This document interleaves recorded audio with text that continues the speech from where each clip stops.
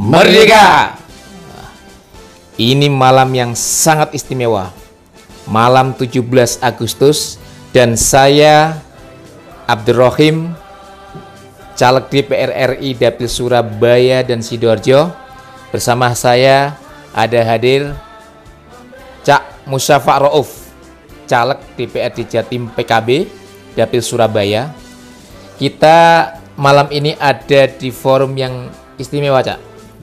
Bitok, suarakan pendapatmu. Nah, Cak Safa. Ya.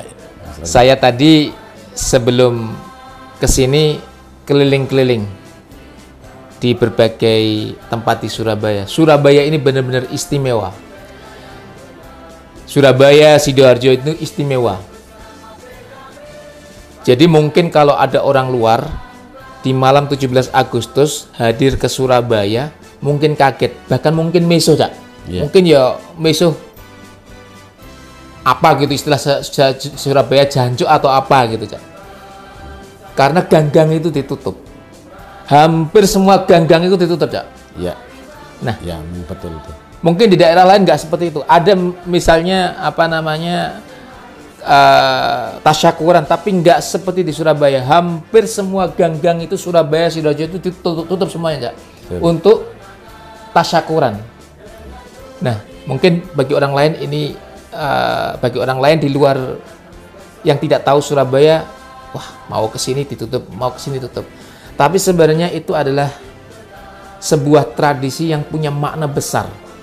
Nah, saya akan tanyakan ke Cak Safa, apa kira-kira makna dari, saya lihat betapa luar biasanya warga Surabaya, warga Sidoarjo mengekspresikan atau mensyukuri nikmat kemerdekaan ini. Apa kira-kira kok segitunya warga Surabaya dan Sidoarjo ini dalam merayakan malam 17 Agustus itu? Pripun, ya? Ya. Hampir saya dengarkan dan saya lihat, saya saksikan langsung. Di Surabaya ini malam 17-an ini adalah istilah rialatan. Rialatan itu semacam tasyakuran yang khas dengan bahasa Arab yang artinya itu malam tasyakur atas kemerdekaan. Nah, karena memang di Surabaya itu masih terkesan, dan Sidoarjo ini karena resolusi jihad itu ada di Waru, itunya apa sejarahnya itu karena dulu santri yang merasa bahwa untuk mempertahankan dan merebut kemerdekaan itu dengan istilah 10 November itu menggugurkan berapa ribu santri, ribu jihad, ya. Itu jihad. Nah, itu jihad yang benar-benar jihad yang betul-betul jihad, dan itu dilakukan oleh para santri. Karena perintah daripada Hadratus Syekh dan para alim ulama yang sepakat pada saat itu bahwa hubbul waton minal iman.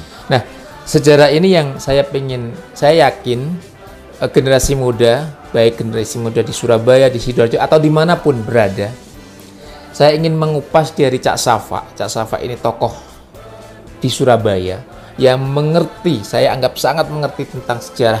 Bagaimana peran santri di era pra-kemerdekaan saat itu, bagaimana akhirnya muncul yang disebut resolusi jihad, fatwa jihad oleh Hadratus Syekh. Bagaimana bahwa terjadinya kemerdekaan itu adalah ada peran besar santri. Peran besar santri terutama kalangan pesantren Nahdlatul Ulama dalam mewujudkan kemerdekaan.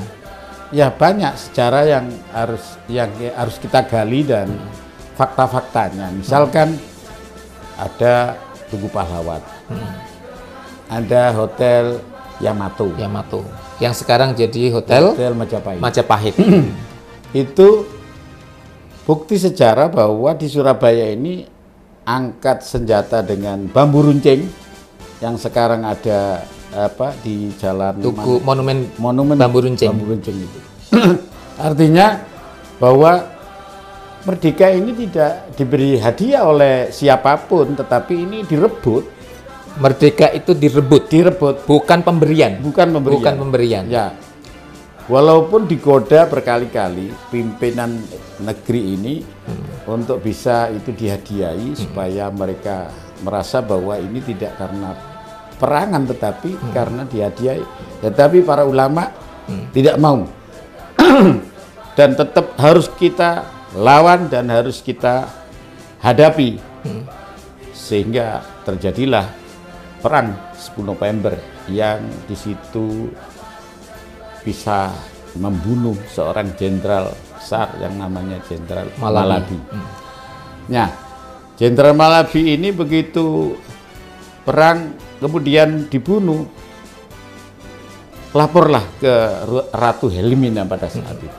Indonesia itu seperti apa kok bisa-bisanya jenderal yang luar biasa dia ditugaskan di sini itu bisa dibunuh karena anak Indonesia itu apa? Ternyata kuncinya adalah semangat yang diberikan oleh para kiai, kemudian doa kiai, serta ketulusan hati para pejuang yang di situ adalah para santri. Setelah merdeka, para santri ini tidak ingin mendapatkan jabatan, tidak ingin mendapatkan imbalan, tetapi mereka balik lagi ke pesantren-pesantren untuk memperjuangkan ajaran Islam, khususnya Ahlussunnah wal Jamaah. Nah, anak-anak muda Surabaya itu kadang-kadang yang diingat jas merah. Jas merah. Padahal di jas situ ada hijau itu jas hijau. Jas hijau. Apa makna jas hijau itu? Ya, jas hijau itu adalah jangan lupakan jasa para ulama. Nah, ini. Ya. Ini saya jadi gini, Cak. Ada sebutan yang menurut saya salah kaprah ini. Kalau di era politik sekarang ada sebutan partai nasionalis, partai agamis. Seolah-olah yang tidak partai nasionalis berarti nggak punya apa namanya perjuangan. Iya, berarti bukan nasionalis dong. Ya, kalau yang sebut di sini ada ini wilayah partai nasionalis. Ya. Sebut saja misalnya PDIP partai nasionalis atau Golkar sebut nasionalis. Berarti yang sini bukan nasionalis gitu. PKB misalnya. Ini salah kaprah menurut saya. Iya, memang itu sengaja ada yang nyeting mengkotak-kotak supaya jasa itu hilang. Nah, jadi ada framing ini. Menurut saya ada framing. Kalau ada partai nasionalis, berarti kan yang sebelahnya nggak nasionalis. Dan itu tidak bisa diterima. Tidak bisa. Kalau lihat dari sejarah tadi kan nggak bisa diterima. Tentu PKB harus disebut sebagai partai nasionalis yang religius. Iya. Jangan dianggap PKB bukan partai nasionalis. Ini salah kaprah. Kita itu lebih nasionalis daripada yang ngaku-ngaku nasionalis. Ini penting ini, Bro. Ya. Kita PKB itu jauh lebih nasionalis daripada yang ngaku-ngaku nasionalis. Ada partai yang baru lahir kemarin. Ya. Merasa nasionalis. Kemarin terus dikelompokkan sebagai partai nasionalis. Nah, ya. Masuk akal nggak itu? Nah, itu nggak masuk akal. Masuk akal. Nasionalis kita itu merebut kemerdekaan ini adalah nasionalis. Itu 100 karat itu. Nah, iya. Kita pemegang saham seri A dalam merebut kemerdekaan ini. Iya. Kok dikelompokkan sebagai bukan partai yang nasionalis? Nah, disitulah ada aktor intelektual yang sengaja untuk memframing, kemudian menghilangkan sejarah bahwa santri itu ikut dalam kemerdekaan dan di depan. Hizbullah itu mau dihilangkan. Kemudian mereka akan bicara tentang sejarah nasionalis itu adalah orang-orang yang tidak santri. Yang tidak santri. Santri lah ini sejarah yang menurut saya perlu sekali dipahami, terutama kalangan muda. Bahwa kalau ada framing sekarang, ini kelompok partai nasionalis. Berarti kan yang sebelah, termasuk PKB dianggap bukan sebagai partai yang nasionalis. Nah, itu. Padahal tadi dijelaskan, kalau dari sejarah kemerdekaan, kurang nasionalis apa PKB atau NU partai yang dilahirkan dari rahim NU ini kurang nasionalis apa kan begitu, Cak? Luar biasa. Justru kelebihan PKB adalah sudah nasionalis ya, juga religius. Nah, mereka rupanya gak berhasil mau mendikotomikan antara nasionalis dengan religius. Mereka mencoba untuk sudah orang NU itu orang Islam yang santri itu cukup di nggak usah pesantren, cukup di pesantren, nggak perlu cawe-cawe ngurus politik. Biar politik urusan kita ya. NU cukup duduk di pesantren, ngaji di umat ya. Itu adalah skenario besar supaya santri tidak bisa mengambil kekuasaan sekaligus tidak ikut ngatur negara ini. Nah, padahal ngatur negara ini satu-satunya adalah lewat partai politik. Lewat partai politik. Karena konsensus nasional dibentuknya negara ini dengan partai politik. Kan gitu ya. Nah, tapi mereka berusaha, sudahlah orang NU itu ngurusi masalah dinia, masalah pondok pesantren, masalah keagamaan. Politik biar jadi lahan mereka gitu ya. Ya itu yang harus kita luruskan. Padahal kalau kita di pesantren kita diajarkan bahkan riwayat mulai dari bagaimana Rasulullah waktu itu, bagaimana Wali Songo juga berpolitik kan gitu ya, bagaimana para ulama-ulama kita juga dulu berperan penting dalam lahirnya perpolitikan di Indonesia. Karena itu kan kalau kita dianggap nggak kompeten, nah itu, Yai Mas Yusuf itu sudah kirim lewat WA, lewat grup macam-macam itu. Kita merebut kemerdekaan. Setelah merdeka kita merebut kekuasaan. Karena kekuasaan itu penting. Kita bisa ngaji dengan leluasa, kita bisa ngatur pemerintahan itu dengan baik, itu harus lewat kekuasaan. Kalau kekuasaan itu diambil orang-orang kepet-kepet itu ya kacau. Ya pasti dia. Misalkan di Surabaya itu ada Perda Mihol. Anak sedang jelas iki. Apa Mihol? Aku ngerti. Iya, Mihol itu memang beralkohol. Itu partai yang ngaku nasionalis itu mendukung, yang mengajukan bahkan nawari seolah-olah mengatur. Padahal ada misi terselubung. Agar ini bisa legal diperjualbelikan. Dan PKB sikapnya menolak keras. Dan itu sudah ditawari berkali-kali mengenai masalah uang. Kenapa harus diperdakan? Nah, sudah jelas. Kan itu innamal khamru wal maisiru wal azlamu wal ansabu rijsun min amali syaitan. Loh, itu kan sudah nas. Kenapa nas diperdakan? Ini berarti untuk siapa ini? Ada misi-misi tersembunyi agar ini bisa diatur, nanti di tempat-tempat tertentu diperbolehkan. Betul. Nah, sekarang kalau itu PKB tegas, menolak. Wes gak ngurusi perdanan Mihol. Wes gak usah dibahas. Wes jelas itu karena sudah nas dan itu sudah dalam Al-Qur'an innamal khamru wal maisiru wal ansabu wal azlam rijsun min amali syaitan. Kenapa itu harus diperdakan? Wong sumber hukum yang paling tinggi dalam agama ini itu adalah Al-Qur'an. Setelah itu Al-Qur'an. Ini loh, Cak, yang ini Ki, kadang-kadang yang nggak paham itu menganggap politik itu semua kotor. Padahal kalau misalnya para santri ya, itu saya juga tergerak untuk akhirnya berpolitik itu karena itu.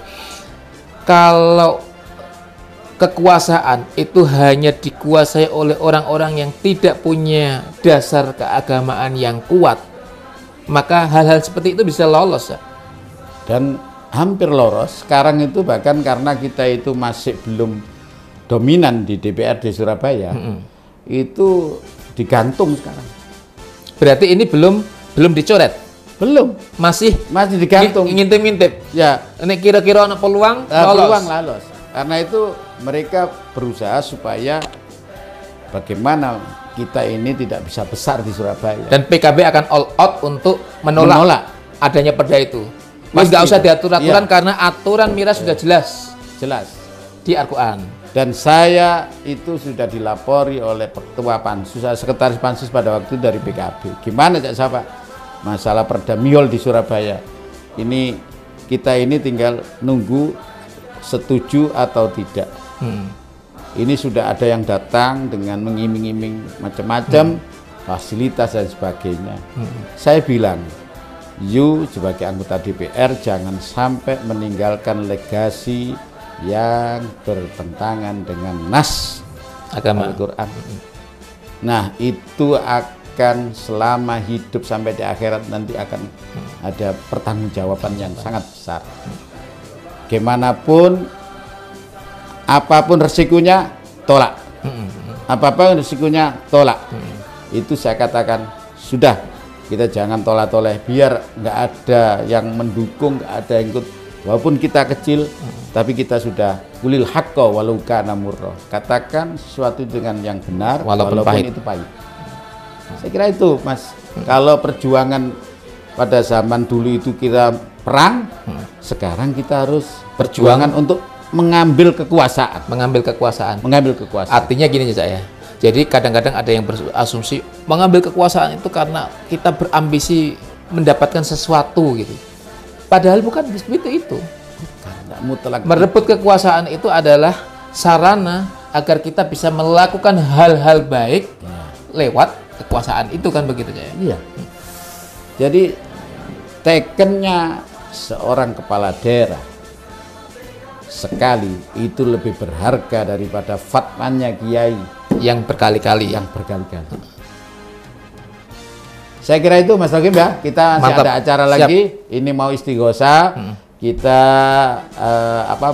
meminta kepada Allah supaya PKB di Surabaya ini diberi kemudahan, sekaligus caleg-calegnya yang bekerja dengan ketulusan, dengan kesungguhan akan diberikan kemudahan, sekaligus diberikan keberhasilan untuk menjadi wakil rakyat di Surabaya maupun Sidoarjo.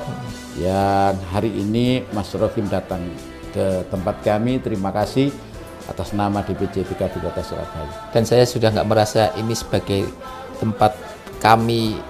Saya sudah nggak merasa sebagai tamu, tapi saya sudah merasa dan harus ikut ambil bagian sebagai bagian dari keluarga besar PKB Surabaya. Ya, terima kasih Mas Rohim. Ya. Kami sudah itu di. Terima kasih banyak sahabat Bitok, dan ini bincang-bincang yang sangat menarik dengan Pak Muzaffar Rauf. Nanti kita akan lanjut dengan bincang-bincang selanjutnya. Assalamualaikum warahmatullahi wabarakatuh. Merdeka. Merdeka.